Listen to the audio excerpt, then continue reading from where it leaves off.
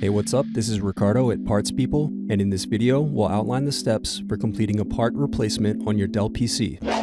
Visit our website and use this coupon for a 5% off discount.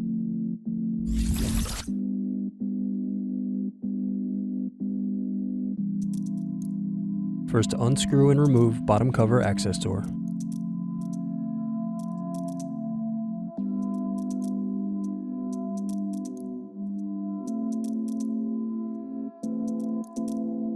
Then unscrew battery. Now remove and unplug battery. Next, unscrew and remove solid state drive. Thanks for watching. Don't forget to like and subscribe if you enjoyed this video. And if you need more, check out this playlist to watch other tutorials for your laptop. You can also click here to find parts for your laptop at partspeople.com.